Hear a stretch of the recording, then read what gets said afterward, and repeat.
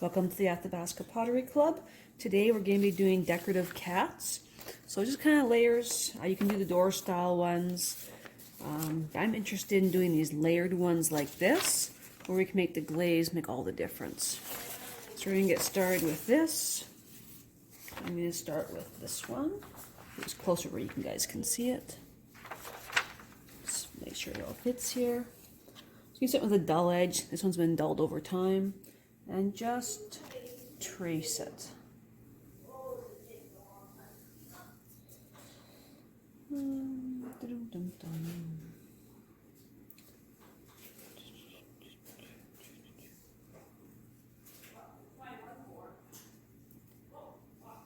just going to leave the tail undone because I can't really see where I've gone. I can feel it, but I'll trace my tail freehand afterwards.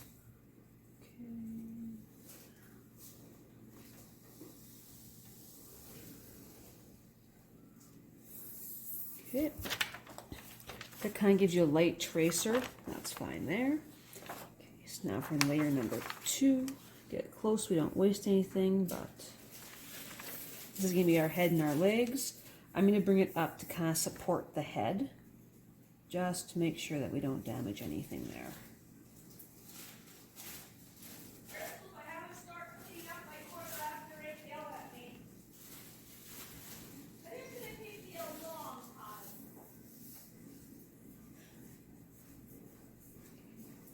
It's kind of hard to find out where I actually carved and not.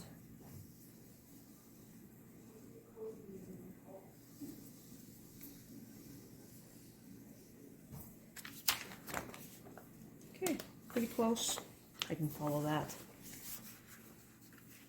And the head. It's kind of small for my idea what a cat's head should be. We're going to roll with it anyhow.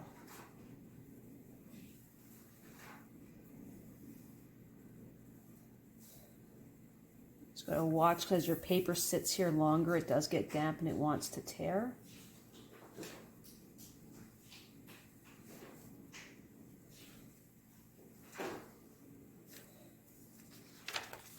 Okay, there's our cat's head. There is one layer of an eyebrow mask here. To get this up here.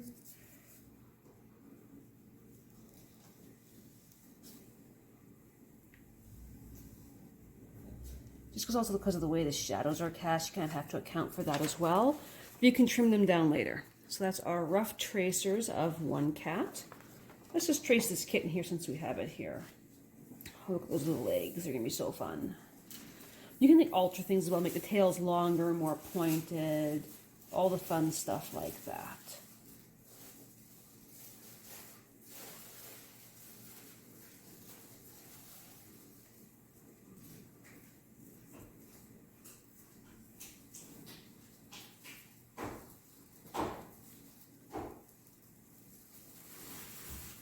This one's simpler, it's only 3 layers, not the 4 layers we had here. So it'll be a little bit easier to manage. Where did this head go? I lost its head, how terrible. Okay, now I need to trace its head.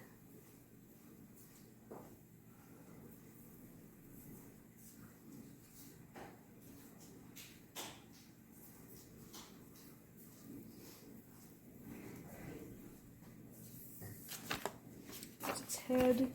Now I need its mask.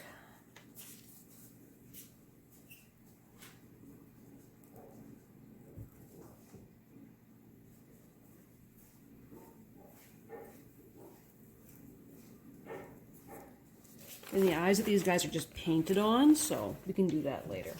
So we got our 2 pieces here, 2 bills. I'm going to put my papers further away. So now you take your sharp or whatever tool you feel most comfortable with when carving. Since your arm usually moves from left to right naturally, unless you're like left-handed, try and do those ones first. Usually your sharp straight up and down. It can be hard. You may have to angle it just to get past and see what you're dealing with. And it's going to look rough. Honest, it's going to look rough when you first carve it.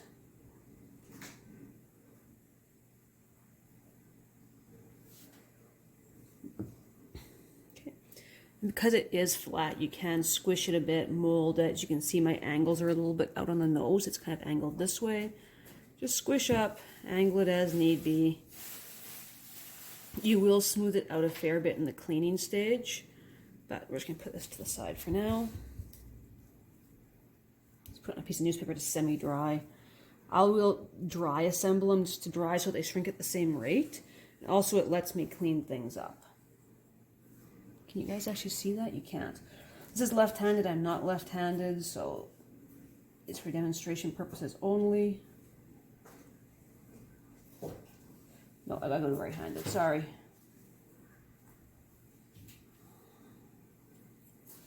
Sometimes you come to a corner, so I try and zigzag back, go around the opposite side, and then go like that, and that gives you your points. Because going back, right here would be, you can't see it. So instead of trying to go back here, it would actually pull your clay, kind of like you see this, it pulls it. So yeah, as you can see, it kind of lifts it, you lose the sharp edges. So you just go the other way around. Can you guys actually see this? You can. Okay. And you go like this. Just don't gouge too far into your other slate patterns. Okay, so there's that. We're going to wing it out. You can pull them out one by one as you do them, or you can wait all until the end. This looks like a Yoda cat. Let's go shorten his ears up here.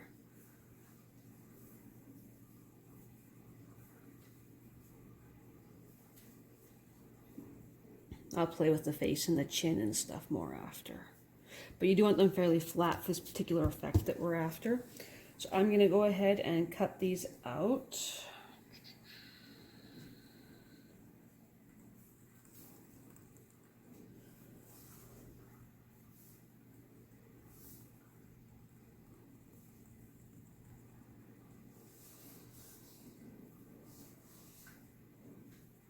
These little tiny details like the feet right here, you'll probably have to go very slow. You may end up going back and forth a few times, and likely it will involve some stuff in the cleaning stage.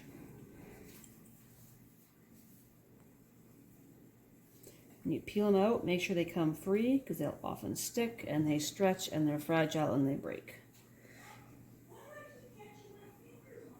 Okay, just going to squish out his feet a little bit more.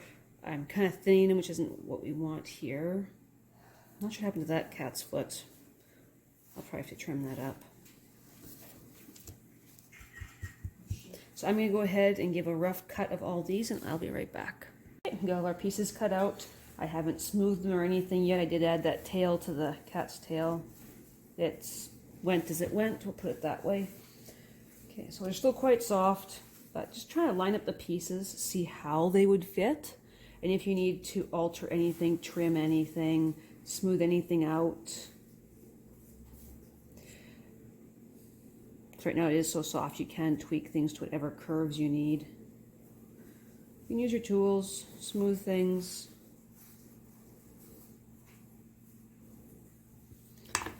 So what you can do is either A, slip them on now, or B, pull them apart and let them dry separately for different colors of glazing.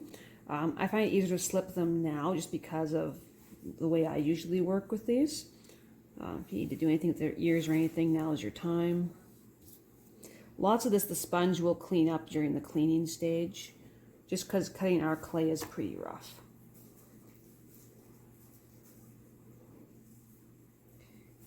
Pull up his mask a little bit, or push down his forehead, one of the two. Sometimes you gotta put them together and pull them apart a few times just to find out who moves, what has to move where. If he looks too sad, then you actually need to perk things up, maybe shrink things down. Like, there's nothing wrong with having a little bit of his eyebrow up there. Just trim the pieces to match.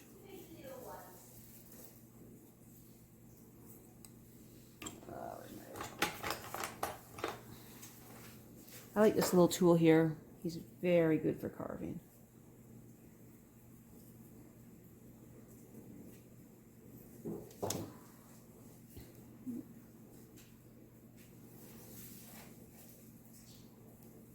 Also, the way you angle like the eyebrows and stuff will depend what kind of a look you give them. So like hopeful, angry, whatever you come up with. There we go. I think it looks decent. course, now peeling him off is a pain because he actually stuck. He was so damp. Okay, so now we're going to get our slip. It's very runny slip.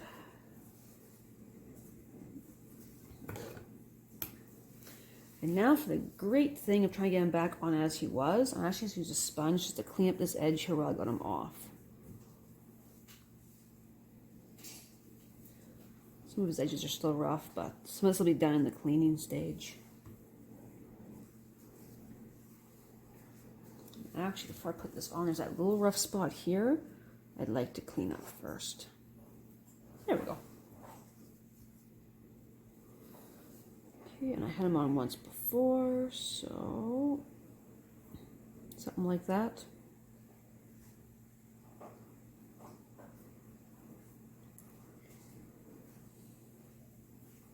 Okay, just kind of firmly press them.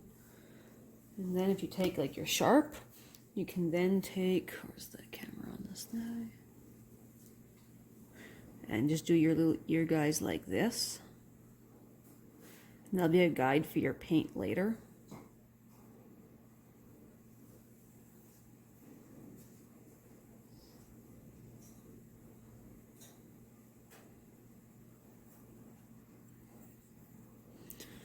Okay.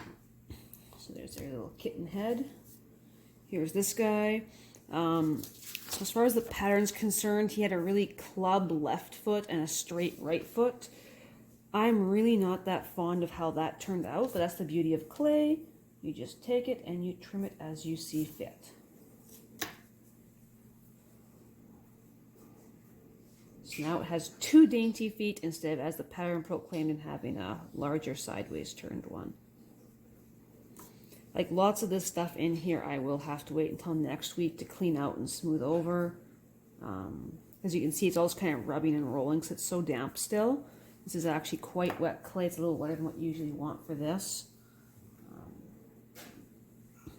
You try wiping it down a bit with a sponge. As you can see, it does help and smooth it out, but it's still really, really, really wet. Lots of this will have to wait until next week.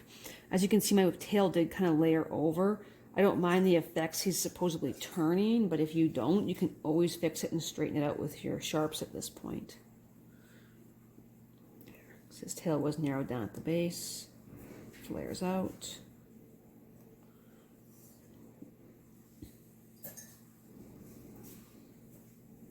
Smooth it over a bit.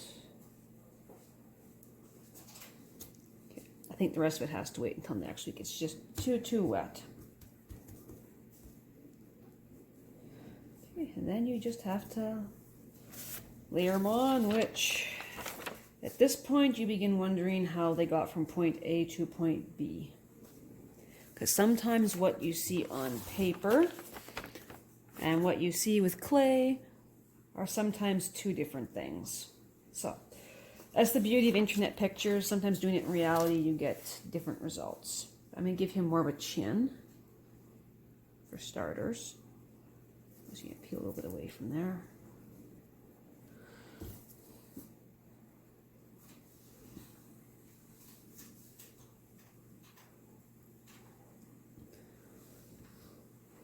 This guy's really rough now, so. Of course, when he's separate, it says he's really easy to clean, but as soon as you stick him on, he's going to be a little bit harder to clean. So I'm just going to finish up a little bit here. And while he's still loose, I'm going to do his eyes. Judging by this, it was just this little tiny oval underneath the mask.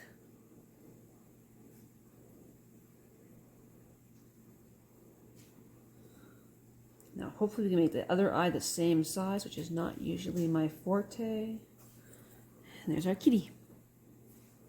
At least his head.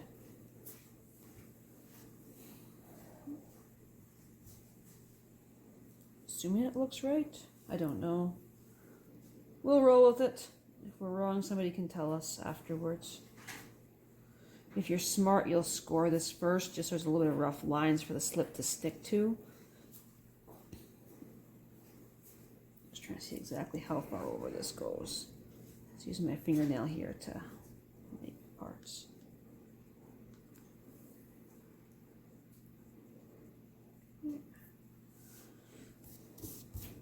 Okay, and there's one kitty. This guy was a little more complicated. Oops, sorry. Because he had his back piece with his tail overlapping. This could be fun. Okay, so here's our back piece. Let's move the head out of the way. We better clean this up first. Let's add some water. I don't have any water right here to our sponge.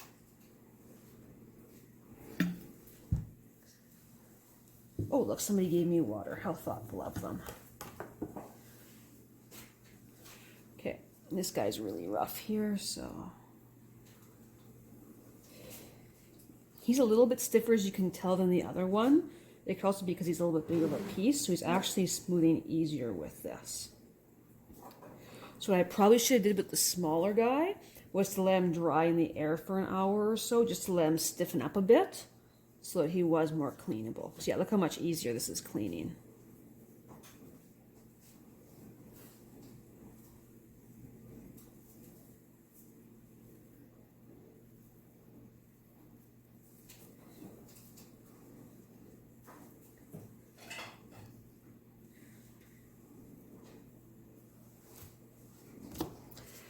Okay, so let's, now it's what it wants to stick. So you can see his one leg's a little bit uneven. We're just going to straighten that up so he doesn't look quite so bad. Okay, so our round guy was in the back, so we're going to need him first. So let's clean him up. Isn't this great? The water just appeared. These people actually get to listen to me doing this while I'm here. They're so fortunate. I usually go into the back room to do this. There's only one person here, so. She gets the luxury here in the video in advance. Just don't break the tail. It's kind of... Clay doesn't like to bend, and tails supposedly do, so...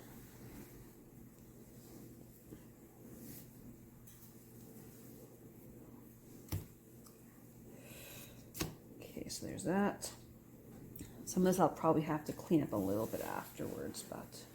So the cleaning stage is 4. This just gets rid of the rough pieces. Okay, now we had legs over top. And they kind of just went behind there.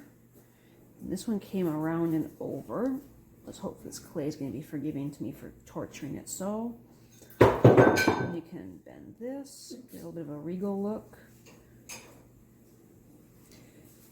Okay, so make sure everything kind of lines up, or at least close to, gives it extra support. Wherever these guys overlap, just because this piece is going to be very delicate compared to the rest, we are going to kind of lift him. He's already kind of got these marks on him, so he is kind of already roughed up. But we're going to do this.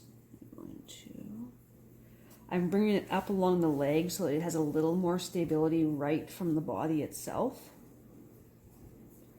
Okay, the foot shows, that shows. And if you're smart, you're probably in the back room, but you didn't slip the body on. Well, you are correct. I did not slip the body on. We're going to rectify that now.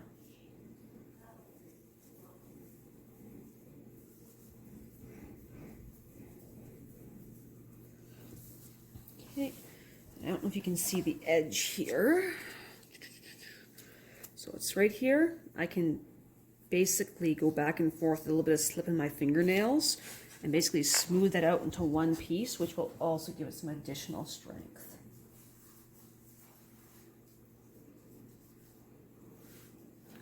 And if the spots you can't reach, your tools usually can. Okay, so now he's stuck on. Our neck leans back for our head. It kind of looks strange the way he's leaning back. He really needs to come forward. So I'm going to steal a bit of my clay over here. We're going to flip him back.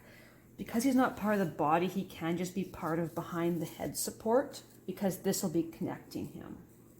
We can also add a little bit more slip to also strengthen it up. This is probably the worst patch job I've ever done. Okay, let's see here what we got. Okay, so that kind of fits behind. You can't see it from around the outside edge. Just gonna peel him back gently, see where he sits. Can you guys see that? Yes, you can. I can use just a little bit of this, a little bit of slip. I'm gonna mess up some of the clay here with some slip, just so I kind of get like a really kind of a thin clay, but it's thicker than the slip. But that will help me join these pieces together. Just watch, because this neck is fairly narrow. You don't want too much to show past it. You just need to level it out a little bit. And there we go. I will have to clean the back a little bit more once it dries. I'm also going to score this, and add some slip.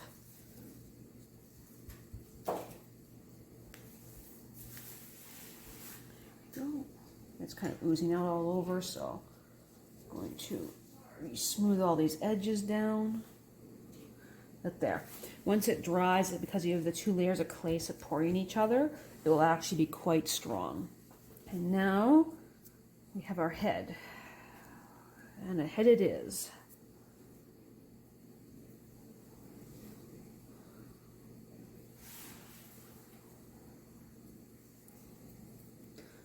Pieces all over.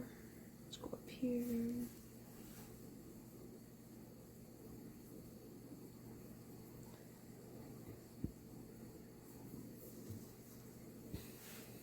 I got bits of clay sticking to me all over the place.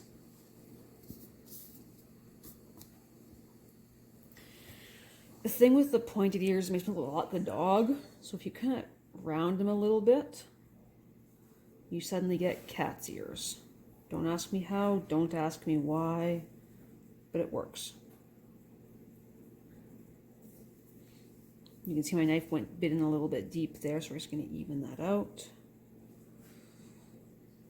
Okay. And let's clean our mask and then try it on.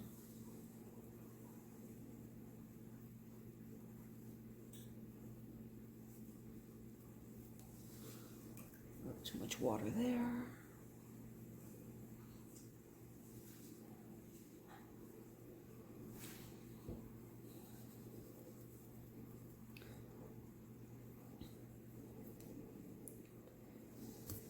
Okay, so because I did wipe this down, it's going to be very, very tacky. It's going to be very hard to get off once I put it on. So I have to be very careful about how I put it on and how far I move it. Looks pretty good, actually. I push it all the way to the top. Still kind of looks like a dog, though.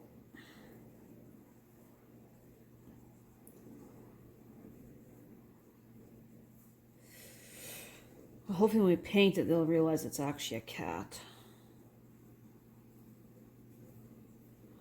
Okay, it's kind of close. Let's remove this, straighten his nose. I'm going to kind of bridge back his eyebrows a bit, just to give him a little bit of depth there. Also going to flatten the nose a little bit where it comes down, just to give it more of a 3D kind of nose ending look.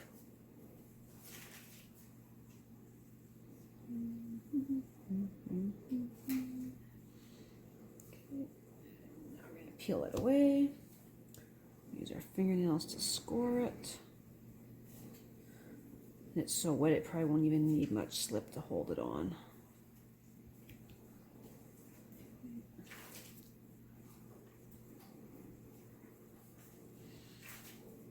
And we get to get it on level. The slip will kind of be like an oily, allows you to maneuver it for a few minutes, but that's about all the grace time it gives you. So once it absorbs, it's going to be pretty much well locked in place. I think that's about it. Okay, wherever the slip moves, we can then clean it up. Where'd my tools go? There they are.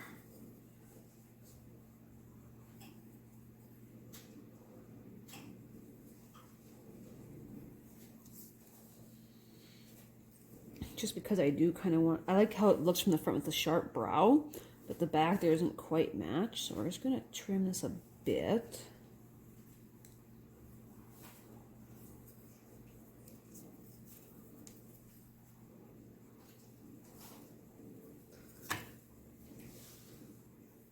you get your finger wet with slip, it actually works a bit better, or water. I can smooth this over and remove the joint from being easily visible. And that kind of also adds a nicer effect for like it's supposed to be there. As you can see from my rubbing, the piece kind of flexed back. We're just going to go ahead and trim that.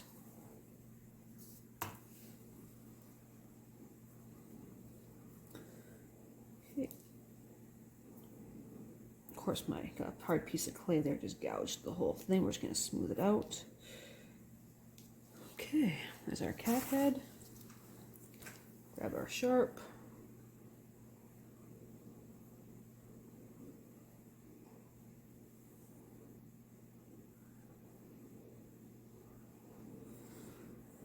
Kind of looks about right.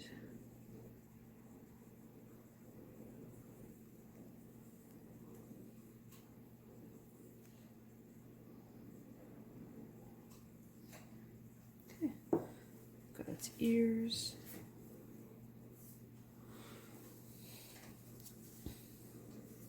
He is going to need more clean once he's dry. These little balls right now, they're hard to rub off. They'll put grooves in things. So I'm just going to leave them for now and clean when they're dry, because they'll just wipe off at that point. So now I got to make sure I fixate him in the proper spot. Do a couple of scores.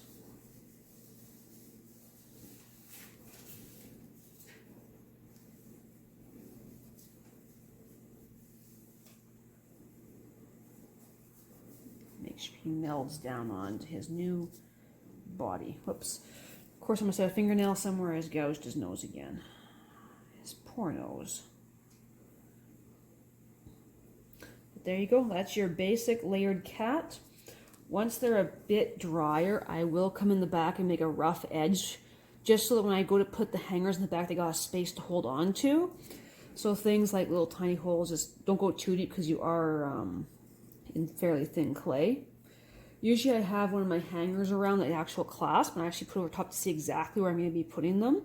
This just gives it a spot for your glue afterwards to latch onto. I like the JP Weld, because that will usually catch on fairly easily. That will allow you to hang it, or if you just want to put it someplace else and use two-sided tape, that is fine too. So I'm going to let these dry for a week. I'm going to clean them, and then we'll get to go glaze them. Okay, and the cats came out. The eyes had one layer of neon orange, then 2 of harvest. This is just 3 of harvest. This is 2 or 3 of black, and then a layer of hematite. Turned out pretty good. I just need to put the hangers on the back, and they can go hang on the wall.